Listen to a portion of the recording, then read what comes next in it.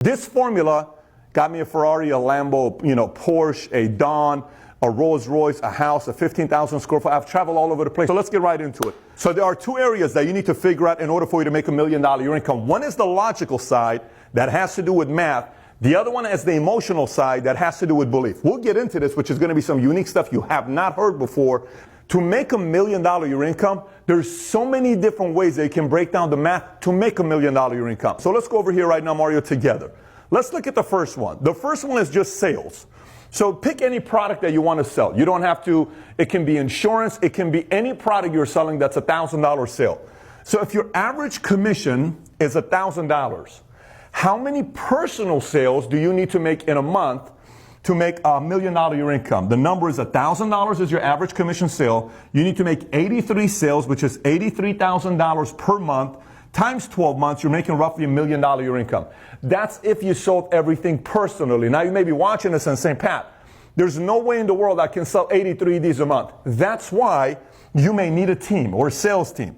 If you become a sales team, if that average sale that everybody sells is $1,000, if you're a sales manager and a broker, maybe the average commission by sales made by a rep to you is $250, which means $250 if the average sale to you is that the commission, you make your cut. You need 332 sales made by everybody to come up with $83,000 that becomes $1 million your income. So now, what you're solving for is what? 332 sales. How do you make 332 sales? Basic math. Either get 5 people that sell 66 of these products per month, either find 10 that do 33, 20 who do 16 of these, or get 40 sales reps that do 8 of these to make your $1 million your income. Do you see what I'm showing to you here? This is the mathematical formula. By the way, this is boring, but it's exciting when you get a paper and pen and you start writing out your formula. Oh my gosh, this is all I need to do, make $1 million income? That's the pure math. It's so easy to do, but this is logic. This will not get it done. I know a lot of smart, intelligent, logical people with 4-year degrees who, mastered calculus, pre-calculus, who have this down, but they have problems with this next part. And by the way, this is 20% of the work. This is 80%. Let's get on to the emotion side. So here's the emotion side. On the emotion side, you have multiple different areas. Let me start off with the first one here. And this is by far the biggest challenge people have, and that is belief. In order for somebody to make this kind of money, $1 million your income, you're not going to make it if you don't believe it. So you say, well, Pat, how do I get a chance to believe this? I never, in my wildest dreams, nobody in my family made this kind of money. I've not been around people that make this kind of money. How can I make this kind of money? Here's the kicker. You need to master the art of future truth. Now, what is future truth? A lot of people have a hard time with this. Let me explain. So imagine if you have a lot of doubt. You don't believe in you, right? You're like, oh, I don't know about this. This is great, but me making $1 million income, I don't know about that. Yesterday, I had 60 people here in my office, and I said, what is the big deal about making $1 million income? You should have seen some people's faces. Well, I don't really know if I'll ever make it, but it's kind of cool to dream about having a big house and the cars and the freedom and a few million in the bank account, but I don't know if it's for me. That's because they don't believe in it. That's because they don't understand the concept of future truth. Let me explain to you the future truth concept. Some of you may have never heard of future truth before. Here's what it is. If you're going to lie about you may as well tell a big lie to yourself over and over and over again. Now, at first, it's very difficult. Let me describe this to you before you get uncomfortable. For instance, I am going to make $1 million a year income. Now, I want you to say it. Say it to me real quick. Stop. Say it. I'm going to give you a second. Say it. I am going to make $1 million a year income. Say it again. Perfect. Let me ask you, was it uncomfortable? Do you feel like you're lying to yourself, right?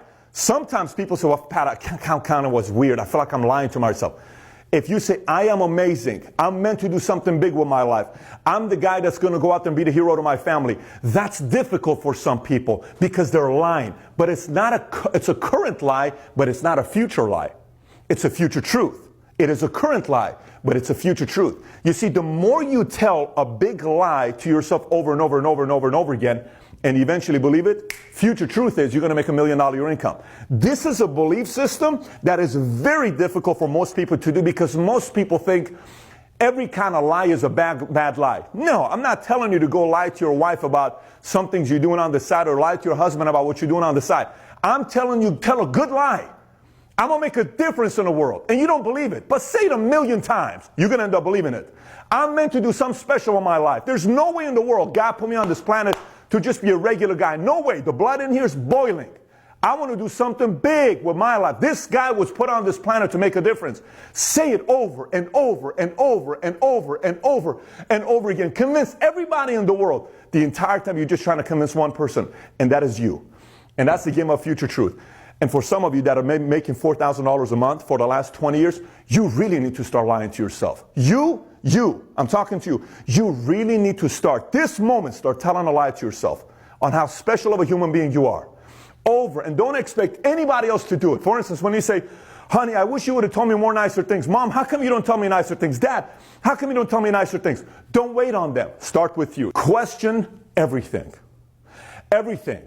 When your mom and dad say something and it doesn't make any sense, like, it's hard to, not everybody's going to make millions. Honey, it's not us to make millions.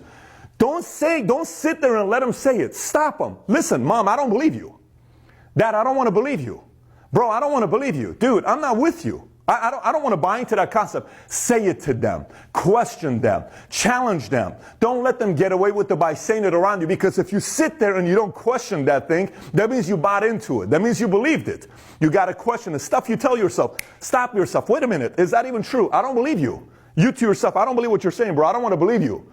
I'm not buying what you just said right now. Question every single thing.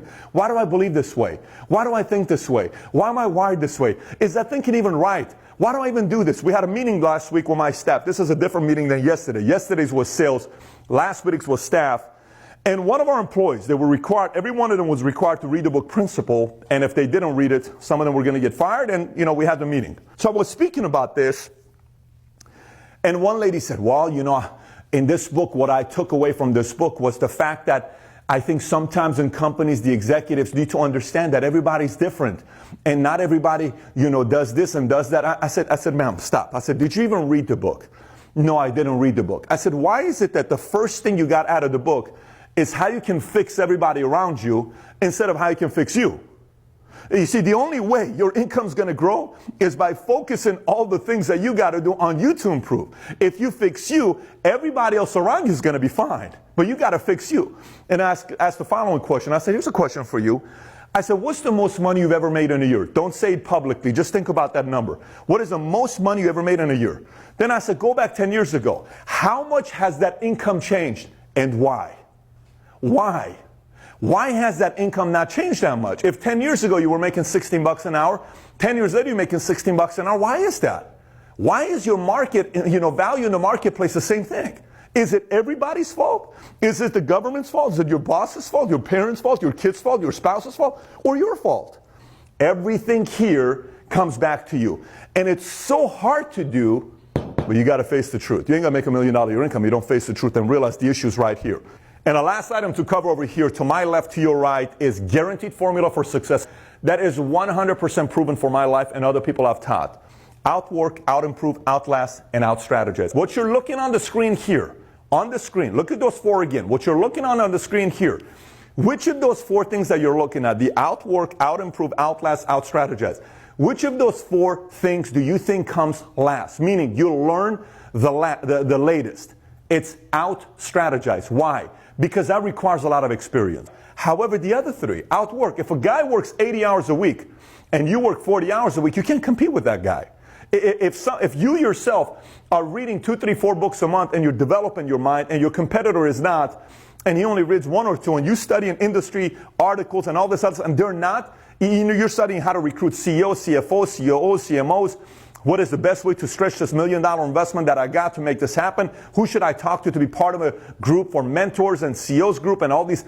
Who should I network with? What community should I be a part of? Who's the best engineers, IT firm to hire? What are these competitors doing? What are some of the guys that are not even in my market? If you start studying those industries, somebody else isn't. It's tough to compete with you. And then outlast. Some people work 80 hours a week for a year, and that's great.